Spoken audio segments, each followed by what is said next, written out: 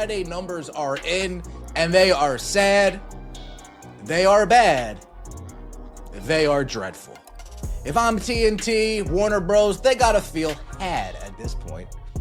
Napheesa, Collier, Breanna, Stewart, the hubby, they come to Warner Bros. Hey, we got this new 3-on-3 league that we're gonna start. TNT, is Caitlin Clark gonna be in there? Oh yeah. The Unrivaled League is sounding the alarm. Friday's ratings just tanked. And for stars like Breanna Stewart or Napheesa Collier, the numbers are downright terrifying.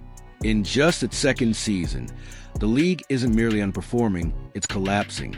Executives at TNT and Warner Brothers, who invested heavily in this experiment, are realizing they were sold a product that doesn't actually exist.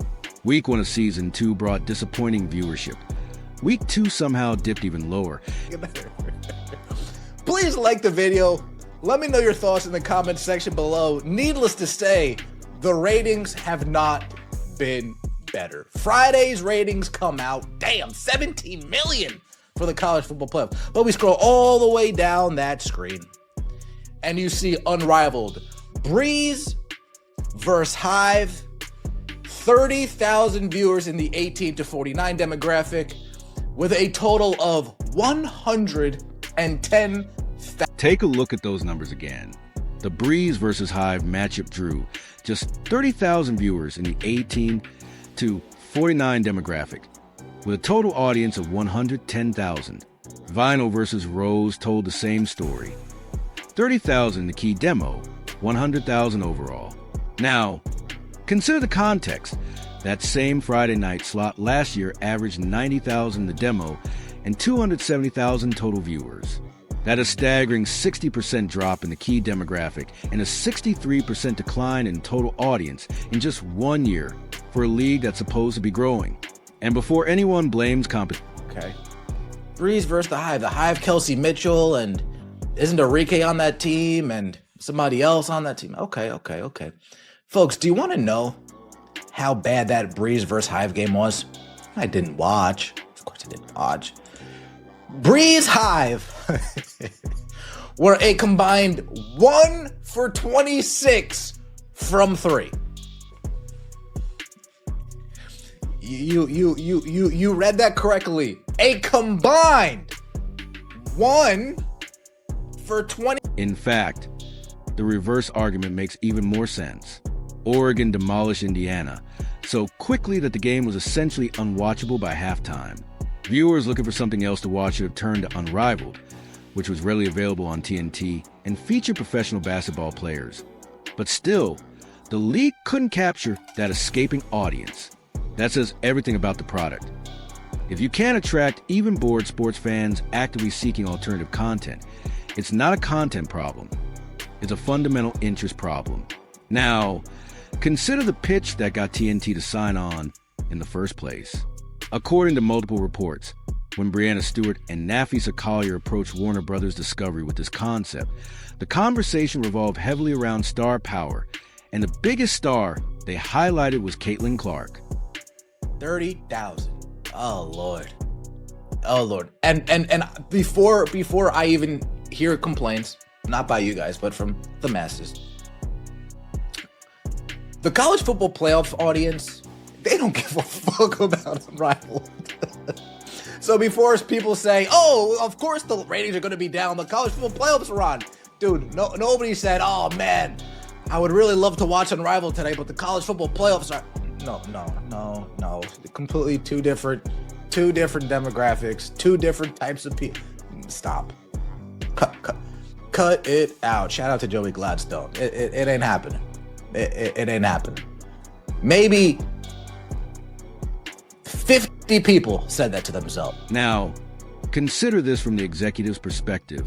They're being pitched a new 3-on-3 women's basketball league set to air in January and February, the dead zone of the sports calendar.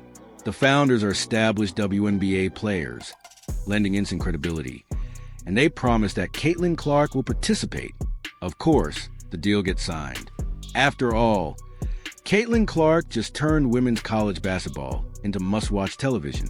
She's the one player who can make a game jump from 300,000 viewers to 3 million. But then season 1 arrives without Caitlin Clark. Maybe she needed time after college, you think.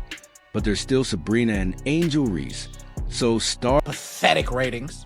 Quote, obviously, we want them to be consistently high no matter if we play on Friday or Saturday, Sunday or Monday.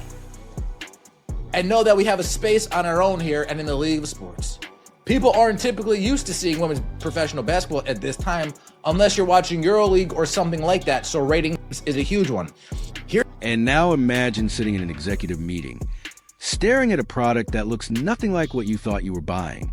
The star power you paid for doesn't exist. The ratings aren't just flat, they're in free fall, and you're locked into a broadcast contract for a league that can't even draw flies. But it gets worse. It's not just the numbers that are embarrassing. The basketball itself is borderline unwatchable. Take Friday's game. Breeze and Hive combined to hit just one three-pointer out of 26 attempts. Yes, one made 3 out of 26. That's not professional basketball. It's a recreational YMCA league, and viewers notice. Obviously, we want them to be consistently high no matter if we play on Friday or Saturday, Sunday or Monday. And know that we have a space on our own here and in the league of sports. People aren't typically used to seeing women's professional basketball at this time unless you're watching EuroLeague or something like that, so ratings is a huge one. Here's a news flash. Here's a news flash. People just still aren't used to watching women's basketball. Guilty. Guilty for spilling the beans. Sorry, someone had to say it. People aren't used to it. It's not a habit. When Caitlin Clark, Caitlin Clark, and that league is still going on. Okay, let me pay attention a little bit. But it's not a habit. It's not a habit. Oh, the WNBA season starts here for casual fans? It ain't no habit. Cut it out. Now Breanna Stewart is trying to spin this disaster. She told reporters that viewers aren't used to watching women's professional basketball at this time of year, unless they're tuning into the EuroLeague. That quote exposes a fundamental delusion behind this entire operation. Breanna, casual American sports fans don't watch EuroLeague. You can't blame poor ratings on habits that don't exist. The problem isn't that people aren't accustomed to women's basketball in January. It's that they aren't interested in it, without the players who make it must-watch. Caitlin Clark's games became instant television events. No adjustment period, no 3 seasons of waiting. The audience showed up immediately because the product was compelling.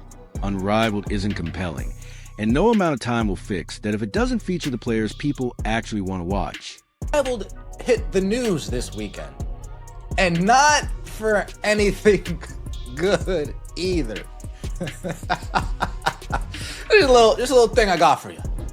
A South Florida physician assistant was arrested for trespassing after refusing to leave an Unrivaled basketball event in Medley. Allegedly offered a police officer up to $5,000 to drop the charges and was found with suspected cocaine. Damn, you need some cocaine to get through these Unrivaled games? Damn. You need a little pick me up to get through. The Unrivaled League is in free fall. Ratings have collapsed. With only 30,000 viewers in the key 18 to 49 demo and roughly 100,000 total, down more than 60% from last year. The star power that was supposed to drive interest, Caitlin Clark, Asia Wilson, Angel Reese, Paige Bickers, Sabrina Ionesco, never showed up, and without them, casual fans simply aren't interested. The basketball itself is unwatchable. Breeze and Hive combined to hit just one three-pointer out of 26 attempts. Executives were sold on production values and timing, but the reality is that fans watch stars, not concepts, and no amount of network polish can change that. Founders try to spin low ratings as a result of seasonal